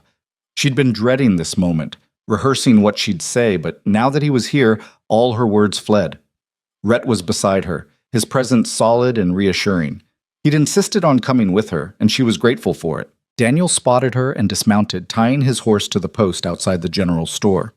He was tall and lean, with the same dark hair Thomas had, the same sharp cheekbones, but his eyes were harder, colder. Alara Quinn?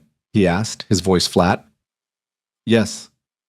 I'm Daniel, Thomas's brother. I know, I got your letter. He looked her up and down, his expression unreadable. You don't look like someone who just lost her husband. The words hit her like a slap.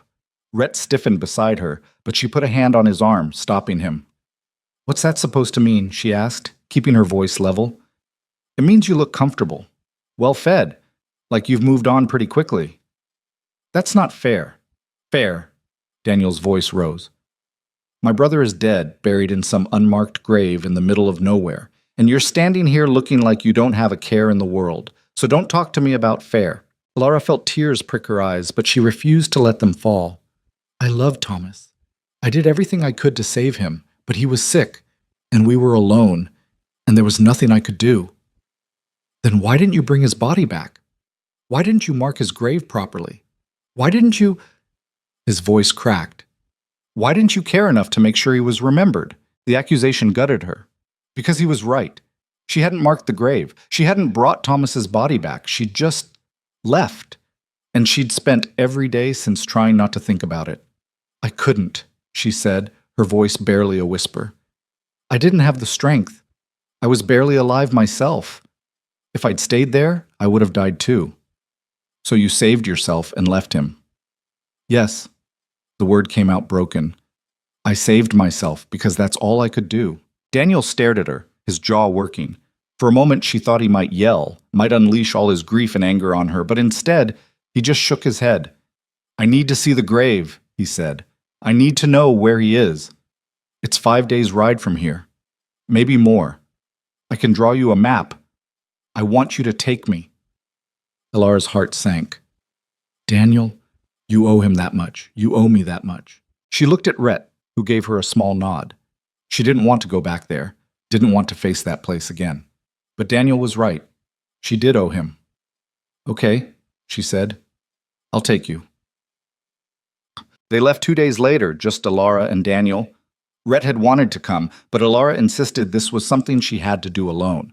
It felt like a debt she needed to pay, a penance she needed to make. The journey was silent and tense. Daniel didn't speak unless necessary, and Elara didn't push. She led the way across the plains, retracing the path she'd taken months ago, each landmark bringing back memories she'd tried to bury. On the third day, they reached the spot. Elara recognized it immediately.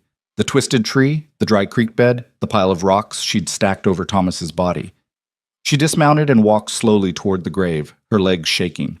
Daniel followed, his face pale. This is it? He asked, his voice hoarse. Yes. He knelt beside the rocks and placed a hand on them, his shoulders trembling. Elara stood a few feet away, not knowing what to say, not knowing if there was anything she could say. Tell me what happened, Daniel said after a long silence. All of it. So she did. She told him about the journey west, about Thomas's dreams of starting a farm, about the wagon breaking and Thomas getting sick. She told him about the fever, the delirium, the way he'd whispered her name at the end.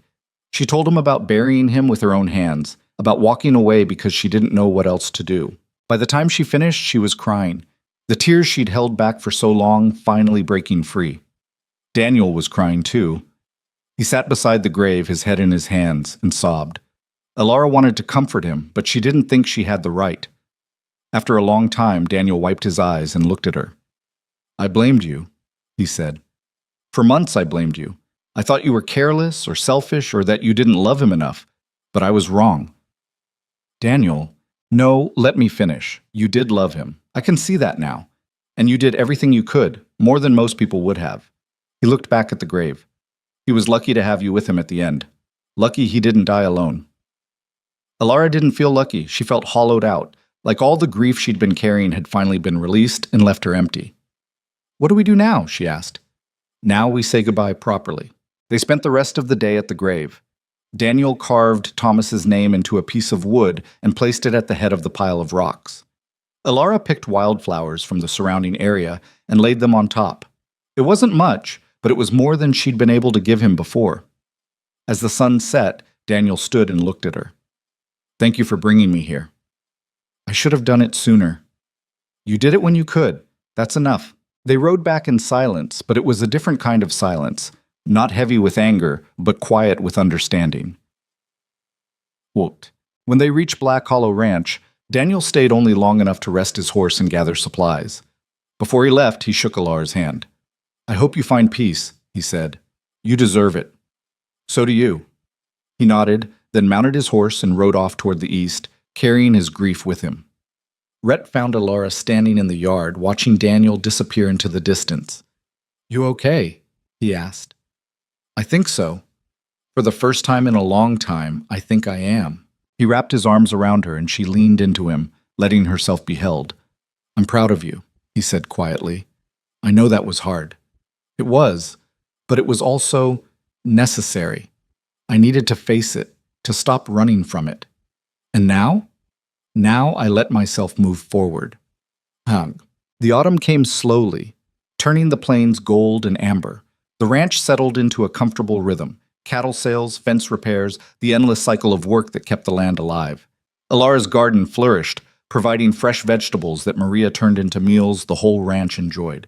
Titan sired his first foal, a strong colt with his father's spirit. And Alara and Rhett grew closer, their relationship deepening with each passing day. But there were still hard moments. Nights when Alara woke gasping from dreams of Thomas dying in her arms. Days when Rhett retreated into himself, haunted by memories of Caroline. They learned to navigate each other's ghosts, to hold space for pain without letting it consume them. One evening, as they sat on the porch watching the sunset, Rhett reached into his pocket and pulled out a folded piece of paper. "I have something for you," he said. Alara took the paper and unfolded it. It was a deed, signed and official, granting her ownership of the land by the creek, the land they'd ridden to months ago. "Rhett, I can't." "Yes, you can. I had it drawn up last week. The land is yours, not as a gift, as a partnership. You've earned your place here, Alara. This just makes it official." She stared at the deed, her eyes burning. "Why would you do this?" "Because I want you to know you belong here. Not because of me, but because this is your home too." He took her hand. "I'm not asking you to marry me, not yet, but I am asking you to build a life with me, a real one where we're equals." Alara looked at the deed, then at Rhett, then out at the land she'd come to love. A few months ago, she'd been a starving widow with nothing to her name. Now she had land, a home, people who cared about her. She had a future. "Okay," she said, her voice thick with emotion. "Let's build something." They broke ground on the cabin by the creek a week later. It was a small project, just a single room with a fireplace and a porch, but it was theirs. Kate and Miguel helped with the framing, and Maria insisted on overseeing the interior. Even Old Dutch contributed, carving a sign for the door that read Quinn Callahan. "You're getting ahead of yourself," Alara said when she saw it. Old Dutch just shrugged.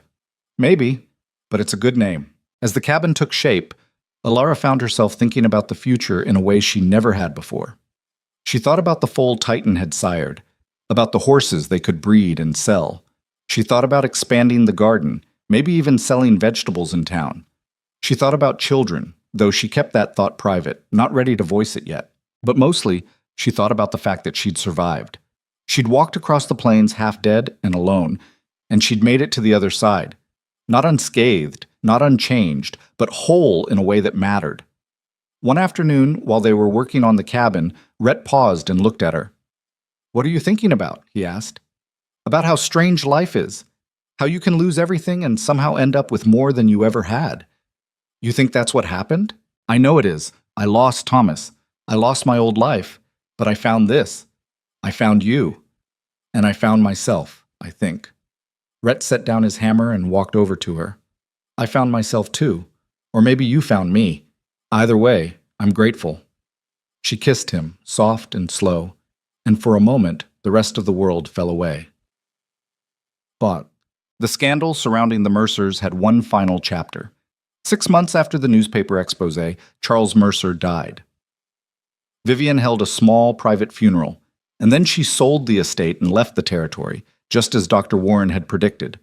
The land was bought by a consortium of local ranchers who divided it up fairly, ensuring no one family could ever hold that much power again. Alara heard the news from Maria and felt a strange sense of closure.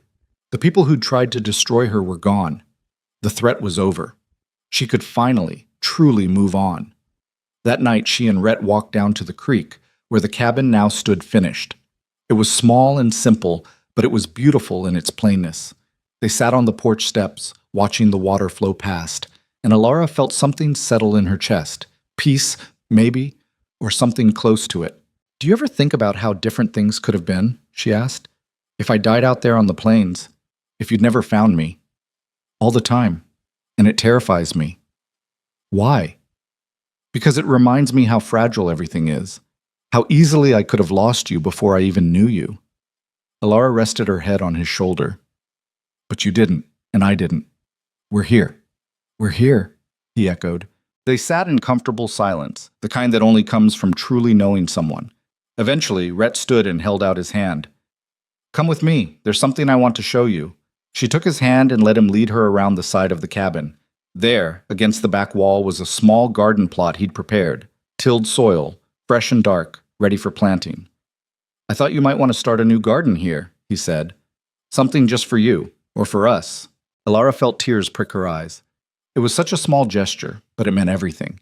It meant he saw her, understood her, knew what mattered to her. Thank you, she whispered. You don't have to thank me. This is your home. You should make it yours. She turned to him, her heart full. Rhett Callahan, are you going to propose to me, or do I have to do it myself? He laughed, surprised. I was planning to wait. I'm done waiting. We've both waited long enough. He looked at her, his expression softening. Then he knelt down on one knee, right there in the dirt beside the garden plot. Alara Quinn, will you marry me? Yes, she said, not even hesitating. Yes, I will. He stood and kissed her, lifting her off the ground, and she laughed against his mouth, feeling lighter than she had in years. They married a month later in a small ceremony at the ranch. Dr. Warren officiated, Maria cried, and Miguel told everyone who'd listened that he'd known it would happen all along. Cade gave Alara away, since she had no family left to do it. Old Dutch didn't say a word, but he smiled, and that was enough. Alara wore a simple dress Maria had made for her, and Rhett wore his best suit, which he'd had to dig out of the back of his closet. They said their vows under the cottonwood tree by the creek, with the sunset painting the sky in shades of pink and gold. I promise to trust you, Rhett said, his voice steady. Even when it's hard. Even when I'm scared. I promise to choose you every day for the rest of my life. I promise to stay, Alara said, her voice thick with emotion. Not because I have nowhere else to go, but because this is where I want to be, with you, building something that's ours. When they kissed, the small crowd erupted in cheers. Maria dabbed her eyes with a handkerchief, and Miguel whistled loudly enough to spook the horses. That night, they stayed in the cabin by the creek, their cabin now. They lay in bed with the windows open, listening to the sound of the water and the wind in the trees, and Alara felt a contentment she'd never known before. What are you thinking about? Rhett asked, his fingers tracing lazy patterns on her arm. About how we're both survivors, she said.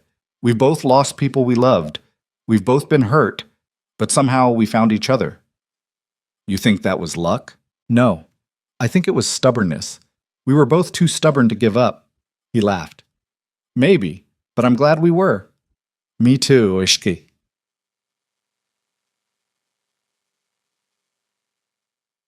The first winter they spent as husband and wife was hard. The snow came early and heavy, burying the plains under a thick white blanket. They spent long days huddled by the fire, reading and talking and planning for spring. Rhett taught Alara how to play chess, though she was terrible at it. She taught him how to bake bread, though his first few attempts were inedible. But they survived it together, and when spring finally came, the land seemed to wake up with a new kind of energy. Alara's garden at this cabin flourished. She planted tomatoes and squash and herbs, and she sold the surplus in town, earning money of her own for the first time in her life. The horse breeding program Rhett had started took off, and by summer they had 3 buyers lined up for Titan's foals. The ranch grew, not in size, but in strength. They hired 2 more hands, both young men eager to learn. They repaired the old bunkhouse and turned it into proper living quarters. They built a new barn, bigger and sturdier than the last. And through it all, Alara and Rhett learned how to be partners. Not just in work, but in life. They fought sometimes, sharp words exchanged in moments of frustration. But they always came back together, always chose to forgive, always chose to try again. Because that's what love was, Alara realized. Not the easy, perfect kind you read about in books, but the messy, complicated kind that required work and patience and choosing the same person over and over, even when it was hard. One evening, as they sat on the porch of the cabin watching the sunset, Alara placed a hand on her stomach and said, I have something to tell you. Rhett looked at her, his expression cautious. What? I'm pregnant. For a moment, he just stared at her, his face unreadable. Then his eyes filled with tears, and he pulled her into his arms, holding her so tightly she could barely breathe. Are you sure? He whispered. Yes. When? Dr. Warren thinks early spring. He pulled back and looked at her, his hands framing her face. I'm scared. So am I. But I'm also happy. Is that okay? It's more than okay. They sat there together, holding each other, feeling the weight and the wonder of what was to come. What? The baby, a girl they named Clara after Rhett's mother, was born on a cold March morning. The labor was long and difficult, and there were moments when Alara thought she wouldn't survive it. But Dr. Warren was there, and Maria, and Rhett, who held her hand through every contraction and whispered encouragement in her ear. When Clara finally arrived, squalling and red-faced, Alara felt something break open inside her. A kind of love she'd never experienced before, fierce and all-consuming. Rhett cried when he held her, this tiny person they'd made together. "She's perfect," he said, his voice choked. "She's ours," Alara corrected. And she was. Clara Quinn Callahan, born into a world that was harsh and unforgiving, but also full of possibility. Alara looked at her daughter and thought about all the things she'd want to teach her. How to be strong, how to be kind, how to survive without losing yourself. But mostly, she wanted to teach her that it was okay to start over, that losing something didn't mean you'd lost everything, that sometimes the things you thought would break you were actually the things that made you whole. 5 years passed. Clara grew into a wild, fearless child who loved horses and dirt and climbing trees. Alara and Rhett had 2 more children, a boy named Thomas and another girl named Caroline, each one a new chapter in the life they were building together. Black Hollow Ranch thrived. The horse breeding program became legendary in the territory, and buyers came from as far as 3 states away. The vegetable garden expanded into a small farm, and Alara hired 2 women from town to help her manage it. They sold their goods at the market every week, and the money they made went into a fund for the children's future. But success didn't make life easy. There were still hard years, droughts that killed crops, illnesses that took neighbors, accidents that left scars. Rhett's grief over Caroline and his lost son never fully disappeared, though it softened with time. Alara still had nightmares about Thomas, about the grave in the middle of nowhere. But they carried those wounds together, and somehow that made them bearable. One autumn evening, when the children were asleep and the ranch was quiet, Alara and Rhett sat on the porch of the cabin by the creek. It was the same place they'd stood on their wedding day, the same place where so many important moments of their life together had happened. "Do you ever regret it?" Alara asked. "Saving me that day?" Rhett looked at her, surprised. "Never." "Why would you ask that?" "Because I brought so much trouble with me. Vivian, the Mercers, all of it. Your life was simpler before I showed up." "My life was empty before you showed up." He took her hand. "You didn't bring trouble. You brought life, and I wouldn't trade that for anything." Alara smiled, squeezing his hand. "I used to think I was cursed, that everyone I loved would leave me or die. But now I think maybe I was just waiting for the right people, the ones who'd stay. We're not going anywhere." "I know." They sat there in the darkness, listening to the creek flow past, to the distant sound of the cattle settling for the night, to the wind rustling through the cottonwood trees. And Alara thought about how far she'd come, from the dying woman who collapsed by a fence to the woman she was now, strong and capable and loved. She thought about the lessons the frontier had taught her, that survival wasn't just about staying alive. It was about finding reasons to live. That strength wasn't about never breaking. It was about putting yourself back together after you did. That love wasn't about perfection. It was about choosing someone even when they disappointed you, even when they were difficult, even when the easy thing would be to walk away. And she thought about the fact that second chances were real, that you could lose everything and still find a way to build something new, that the person you were yesterday didn't have to be the person you were tomorrow. "What are you thinking about?" Rhett asked. "About how grateful I am," she said, "for all of it, the good and the bad, because it brought me here, to you, to this life. I'm grateful too." They sat there until the stars came out. 2 people who'd been broken by the frontier and rebuilt by each other, holding hands in the darkness and knowing they'd found something worth keeping. Because in the end, that's what mattered.